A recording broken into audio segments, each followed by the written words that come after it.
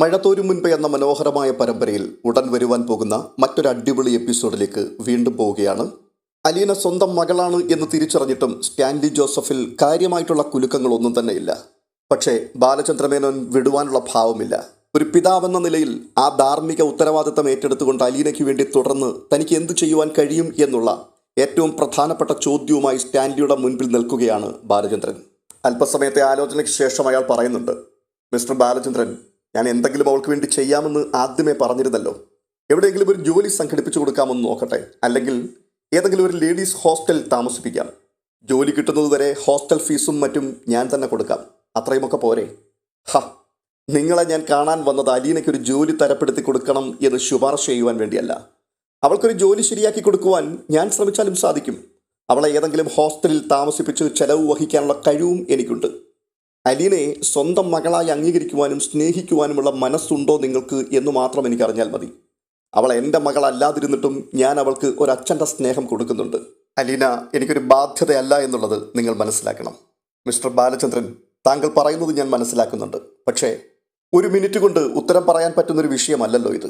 എനിക്ക് ഭാര്യയും മക്കളുമുണ്ട്, സ്വന്തക്കാരും ബന്ധുക്കളുമുണ്ട്. ആലോചിക്കുവാൻ എനിക്ക് സമയം വേണം. മതി, ആലോചിച്ചു മാത്രം പറഞ്ഞാൽ മതി. പൂർണ്ണ മനസ്സുണ്ടെങ്കിൽ, അവളോട് സ്നേഹവും വാത്സല്യവും ഉണ്ടെങ്കിൽ മാത്രം അവളെ സ്വീകരിച്ചാൽ മതി. നീ എൻ്റെ മകളാണെന്ന് അവളോടെങ്കിലും തുറന്നു പറയുവാനുള്ള ചങ്കൂറ്റം നിങ്ങൾ കാണിക്കണം. ഞാൻ കൊടുക്കുന്നതിനേക്കാൾ കൂടുതൽ കരുതലും സ്നേഹവും കിട്ടുന്ന ഒരാളുടെ അടുത്തേക്ക് മാത്രമേ ഞാൻ അവളെ അയക്കൂ. അവൾ അതർഹിക്കുന്നുണ്ട്. അതുകൊണ്ടാണ് ഞാൻ നിങ്ങളെ തേടി വന്നത്. നിങ്ങളുടെ മേൽ ഒരു സമ്മർദ്ദവുമില്ല മിസ്റ്റർ സ്റ്റാൻലി. നിങ്ങൾക്ക് മനസ്സിലായെങ്കിൽ അലീനയെ വേണ്ട എന്ന് ധൈര്യമായി പറയാം. അവൾ ഒരിക്കലും സാമ്പത്തിക സഹായം ചോദിച്ച് നിങ്ങളുടെ അരികിലേക്ക് വരില്ല. അവൾക്ക് നിങ്ങൾ സ്വത്തിൻ്റെ ഓഹരി കൊടുക്കേണ്ടി വരില്ല. നിങ്ങളാണ് അവളുടെ അച്ഛനെന്ന് അവളോ മറ്റുള്ളവരോ ഒരിക്കലും അറിയുക പോലുമില്ല. ഇത് പറഞ്ഞുകൊണ്ടിരിക്കുമ്പോൾ തന്നെ ബാലചന്ദ്രമേനോന്റെ പോക്കറ്റിൽ മൊബൈൽ ഫോൺ ബെല്ലടിച്ചു. ബാലചന്ദ്രമേനോൻ ഫോൺ എടുത്ത് നോക്കി. അയാളുടെ മുഖത്ത് സന്തോഷം തുടിക്കുന്നത് സ്റ്റാൻലി ആ നിമിഷം ശ്രദ്ധിച്ചു. ബാലചന്ദ്രമേനോൻ രഹസ്യം എന്ന പോലെ പതിയെ പറയുകയാണ്, അലീനയാണ് വിളിക്കുന്നത്. തുടർന്ന് അയാൾ കോൾ അറ്റൻഡ് ചെയ്തുകൊണ്ട് ചോദിക്കുകയാണ്, ഹലോ, അച്ഛാ, ഞാനായത്. എനിക്ക് മനസ്സിലായി മോളെ. അത് ശരി, എങ്ങനെ മനസ്സിലായി? ഇത് രേവതിക്കുട്ടിയുടെ നമ്പറല്ലേ? അവളുടെ നമ്പർ ഞാൻ പണ്ടേ സേവ് ചെയ്ത് വെച്ചിട്ടുണ്ട്. അല്ല, നിങ്ങളിപ്പോൾ എവിടെയാ? അച്ഛാ, ഞങ്ങളിങ്ങനെ അടിച്ചു പൊളിച്ച് നടക്കുകയാണ്. Cinema, beach, restaurant, park, shopping. പിന്നെ ഇതിനിടയിൽ ഇന്ന് ഞങ്ങൾ കൊല്ലത്ത് പോയി ചിന്നുമോളെയും കണ്ടു. ഓ, അത് ശരി.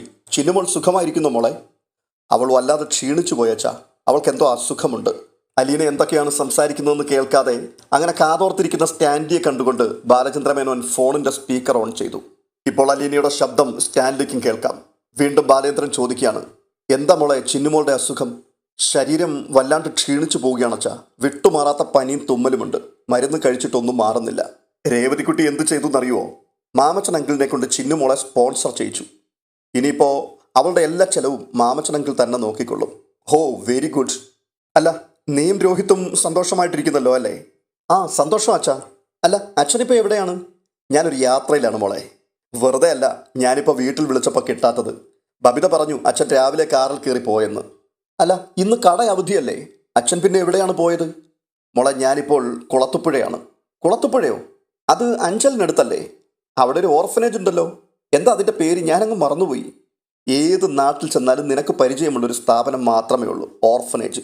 എൻ്റെ ബന്ധുവീടുകളല്ലേച്ചാ ഓരോ ഓർഫനേജുകളും. അലീനയുടെ ആ വാക്കുകൾ കേട്ടപ്പോൾ സ്റ്റാൻലിയുടെ ഹൃദയത്തിലെവിടെയോ ഒരു വാൾമുന കുത്തിയൊടിഞ്ഞു. അയാളുടെ മുഖം പെട്ടെന്ന് മ്ലാനമാകുന്നത് ബാലചന്ദ്രമേനോൻ ശ്രദ്ധിച്ചു. അയാളുടെ മനസ്സ് മന്ത്രിക്കുകയാണ്.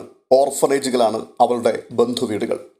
വീണ്ടും അലീനയുടെ ശബ്ദം, അച്ഛാ, അച്ഛനെന്താ മിണ്ടാത്തെ? അച്ഛൻ എന്തിനാ കുളത്തുപുഴ പോയത്? അത് പറ. ഇവിടെ നായ്ക്കളെ സ്വന്തം മക്കളെ പോലെ വളർത്തുന്ന ഒരാളുണ്ട് മോളെ. അയാളെ കാണാൻ വന്നതാ. അത് ശരി. ആരാച്ചാ അത്? ഞാൻ കൊടുക്കാം, നേരിട്ട് സംസാരിക്കേ. ബാലചന്ദ്രമേനോൻ ഫോൺ സ്റ്റാൻലിയുടെ നേർക്ക് നീട്ടി. സ്റ്റാൻലി ഒരു നിമിഷം സ്തബ്ധനായിരുന്നു പോയി. പിന്നെ അറച്ചറച്ച് കൈനീട്ടി. ഫോൺ വാങ്ങി കാതോട് ചേർത്ത് 2 നിമിഷം മൗനമായിരുന്നു. അയാളുടെ നെറ്റിയിൽ വിയർപ്പ് പൊടിയുന്നുണ്ടായിരുന്നു. ഒന്ന് മുരടനക്കിയ ശേഷം അയാൾ ശബ്ദിച്ചു, ഹലോ. ഹലോ, ആരാ സംസാരിക്കുന്നേ? ആകാംക്ഷയും കൗതുകവും ബാലികാ സഹജമായ നൈർമല്യവും തുളുമ്പുന്ന ശാന്തമായ ശബ്ദം. സ്റ്റാൻലിയുടെ മനസ്സിലെ കരിമ്പാറകൾക്ക് മീതെ ഒരു തിരയടിച്ചു കയറി. ഒറ്റ നിമിഷം കൊണ്ട് അയാൾ 22 വർഷങ്ങൾക്ക് അപ്പുറത്തേക്ക് ഓർമ്മയിൽ ഊളിയിട്ട് പോയി. ആഗ്രയ്ക്കടുത്ത് സഞ്ജയ് പ്ലേസിലെ വാടക വീട്ടിൽ വൈജയന്തിയുടെ മടിയിൽ തലവെച്ച് കിടക്കുകയാണ് താൻ. അവളുടെ വയറ്റിൽ വലതുഭാഗത്ത് പെട്ടെന്നൊരു മുഴ പ്രത്യക്ഷപ്പെട്ടു. ഇതാ ഇവിടെ നോക്ക്, വൈജയന്തി തൊട്ട് കാണിക്കുന്നു. താൻ അവിടേക്ക് മുഖം ചേർക്കുന്നു. ഈ സമയത്ത് അപ്പുറത്തുനിന്ന് വീണ്ടും ശബ്ദം കേൾക്കുകയാണ്. Hello hello. പക്ഷേ അയാളത് കേൾക്കുന്നില്ല. വൈജയന്തിയുടെ വയറിൽ ഉയർന്നു വന്ന മുഴ പെട്ടെന്ന് അപ്രത്യക്ഷമായി. താനും വൈജയന്തിയും വെളുത്തു മിനുത്ത വീർത്ത വയറിലേക്ക് സൂക്ഷിച്ചു നോക്കുകയാണ്. വൈജയന്തി 7 മാസം ഗർഭിണിയാണ്. പെട്ടെന്ന് വീണ്ടും വൈജയന്തി ദാ ഇവിടെ വയറിന്റെ ഇടതുവശത്ത് മുഴച്ചു പൊന്തുകയാണ്. ആ സമയത്ത് ഉടനെ സ്റ്റാൻലിയുടെ പ്രതികരണം, ആരാണിത്, പഞ്ചാരക്കുട്ടനോ ചക്കരക്കുട്ടിയോ? അതൊരു കളിയായിരുന്നു.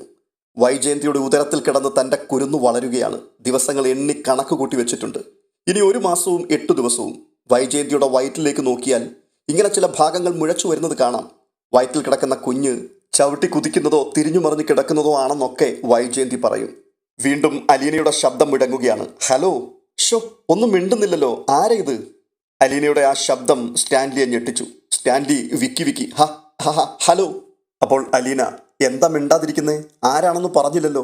വല്ലാത്തൊരു പരിഭ്രമത്തോടു കൂടി സ്റ്റാൻലി പറയുകയാണ്, ഞാൻ സ്റ്റാൻലി ജോസഫ്. തൻ്റെ മുഖത്തെ ഭാവപകർച്ചകൾ ബാലചന്ദ്രമേനോൻ കാണാതിരിക്കുവാൻ വേണ്ടി അയാൾ എഴുന്നേറ്റ് പുറംതിരിഞ്ഞ് നടക്കുവാൻ തുടങ്ങി.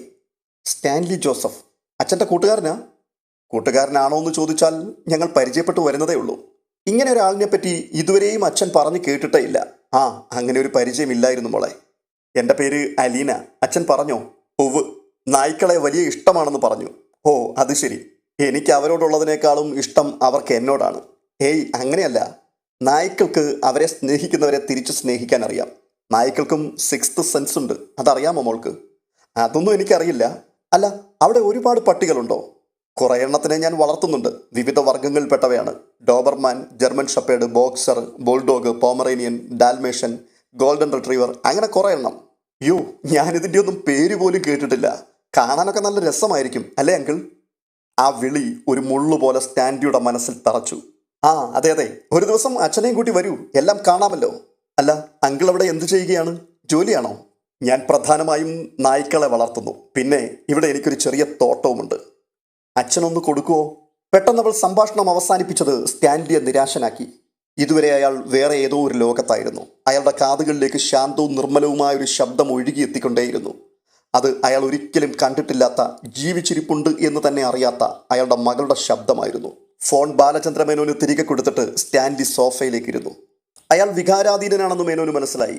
ഫോണിലൂടെ അലീനയോട് ഏതാനും വാക്കുകൾ സംസാരിച്ചതിന് ശേഷം ബാലചന്ദ്രമേനോൻ തിരിച്ചു വിളിക്കാം എന്ന് പറഞ്ഞ് കോളും കട്ട് ചെയ്തു. എന്നിട്ട് സ്റ്റാൻലിയെ നോക്കി പറയുകയാണ്, എനിക്ക് തിരിച്ചു പോകാൻ സമയമായി. നിങ്ങൾ വളരെ ആലോചിച്ചിട്ട് ഒരു മറുപടി പറഞ്ഞാൽ മതി. എനിക്ക് തിടുക്കമൊന്നുമില്ല. ഇനി അഥവാ ഒരു മറുപടിയും പറഞ്ഞില്ലെങ്കിലും എനിക്ക് വിരോധമില്ല മിസ്റ്റർ സ്റ്റാൻലി. ഇത് കേട്ടുകൊണ്ട് സ്റ്റാൻലി വീണ്ടും സോഫയിലൊന്ന് ഇളകിയിരുന്നു. എന്നിട്ട് ചോദിക്കുകയാണ്, അവളെ താങ്കൾ ഇങ്ങോട്ടൊന്ന് കൂട്ടിക്കൊണ്ടുവരുമോ? എനിക്കൊന്ന് കാണാൻ. ഇല്ല. അവൾ കാണാൻ അഴകുള്ളവളാണോ, മറ്റുള്ളവരുടെ മുൻപിൽ അഭിമാനത്തോടെ നിർത്താൻ പറ്റുമോ എന്നൊക്കെ നോക്കണമായിരിക്കും നിങ്ങൾക്ക്, അല്ലേ? നിങ്ങൾ അങ്ങനെയാണല്ലോ നായ്ക്കളെ വാങ്ങുന്നത്, അതിൻ്റെ സൗന്ദര്യവും ഗുണനിലവാരവും ഒക്കെ നോക്കിയിട്ട്. അപ്പോൾ സ്റ്റാൻലി, ബാലേന്ദ്ര, എനിക്ക് വൈജയന്തിയിൽ ജനിച്ച മകൾ എങ്ങനെ ഇരിക്കുമെന്ന് ഏകദേശം എനിക്ക് ഊഹിക്കാൻ പറ്റും. കാണാനുള്ള ആഗ്രഹം കൊണ്ടാണ് ഞാൻ കാണണമെന്ന് പറഞ്ഞത്. സോറി സ്റ്റാൻലി, ഒരു പട്ടി വളർത്തൽക്കാരൻ മാത്രമായിട്ട് നിങ്ങളെ അലീനയ്ക്ക് പരിചയപ്പെടുത്തുവാൻ എനിക്കൊട്ടും താല്പര്യമില്ല. നിങ്ങൾ തമ്മിൽ കണ്ടുമുട്ടുമ്പോൾ അവൾ അറിയണം നിങ്ങളാണ് അവളുടെ അച്ഛനെന്ന്. സ്റ്റാൻലി ജോസഫ് ആകെ ധർമ്മസങ്കടത്തിലായി. ബാലചന്ദ്രമേനോൻ പോകാൻ എഴുന്നേറ്റു. പോക്കറ്റിൽ നിന്നും ഒരു കാർഡ് എടുത്ത് സ്റ്റാൻലിയുടെ ടീപ്പോയുടെ മേൽ വെച്ചു. ഇതിൽ എൻ്റെ അഡ്രസ്സും ഫോൺ നമ്പറുമുണ്ട്. താല്പര്യമുണ്ടെങ്കിൽ മാത്രം വിളിച്ചാൽ മതി, വിളിക്കാതെയും ഇരിക്കാം. അപ്പോൾ ഓക്കെ, സി യു. സ്റ്റാൻലി ഇരിപ്പിടത്തിൽ നിന്നും എഴുന്നേൽക്കുമ്പോഴേക്കും ബാലചന്ദ്രമേനോൻ നടന്നകന്നു കഴിഞ്ഞു. സ്റ്റാൻലി പിന്നാലെ ചെന്നു. നായ്ക്കളും അയാളെ അനുഗമിച്ചു. ബാലചന്ദ്രമേനോൻ കാറിൽ കയറി. കാർ സ്റ്റാർട്ടായി. ഇരുട്ടിനെ കീറി മുറിച്ച് ഹെഡ്ലൈറ്റുകൾ തെളിഞ്ഞു. കാറ് ഗേറ്റ് കടന്നു പോകുമ്പോൾ സ്റ്റാൻലി ജോസഫ് നിർനിമേഷനായി അത് നോക്കി നിന്നു.